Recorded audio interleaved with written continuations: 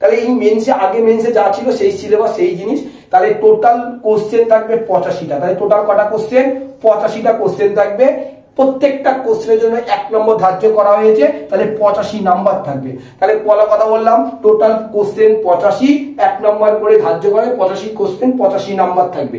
ঠিক আছে, এবার এই জন্য তোমাদের প্রত্যেকটা কোশ্চেনের জন্য কি বলা হয়েছে, 4 ভাগের 1 ভাগে তোমাদের কি আছে, নেগেটিভ আছে। তাহলে 0.25 করে নেগেটিভ আছে, মানে 4টে ভুল করার জন্য তোমাদের 1 নম্বর কেটে নেওয়া হবে। ঠিক আছে, চলো নেগেটিভ মার্কিং বলে দিলাম। টাইম কতক্ষণ পাবে তোমরা? টাইম পাবে হচ্ছে 60 মিনিট। ঠিক আছে, তাহলে তোমরা এই 85 নম্বরের জন্য টোটাল টাইম তোমাদের দেওয়া হচ্ছে 60টা মিনিট দেওয়া হয়েছে।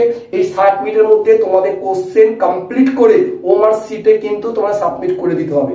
এবার তোমাদের যথেষ্ট কম্পিটিশন, তাই যাই হোক তোমরা মনে রাখবে জেনারেল নলেজ বা জিকে অথবা জেনারেল অ্যাওয়ারনেস এই টপিকের উপরে তোমাদের 25টা কোশ্চেন থাকবে, যার 25 নাম্বার। এবং জেনারেল ইংলিশ যেখানে হচ্ছে ভোকাবুলারি পার্টটা থাকে, গ্রামাটাল পার্ট থাকে, এই টোটাল জিনিসটা নিয়ে মাল্টিপল চয়েসের কোশ্চেন হবে, এমসিকিউ প্যাটার্ন 10টা কোশ্চেন থাকবে এবং 10 নম্বর। এবার হচ্ছে ম্যাথামেটিক্স অর্থাৎ অঙ্কের পার্টে তোমাদের 25টা মতন কোশ্চেন থাকবে এবং প্রত্যেকটা কোশ্চেনের মান 1 নম্বর করে 25 নম্বর। আর রিজনিং অথবা জিআই তোমরা যা বলে থাকো সেটারই 25টা কোশ্চেন থাকবে এবং 25 নাম্বার। তাহলে কত হলো দেখো, 3 25 75, 25 হচ্ছে জিকে, 25 অঙ্ক আর 25 হচ্ছে জিআই। 3 25 75 আর এদিকে হচ্ছে 10 নম্বর হচ্ছে ইংরেজি 85 নম্বর। এই হলো তোমাদের নাম্বারের ডিভিশন।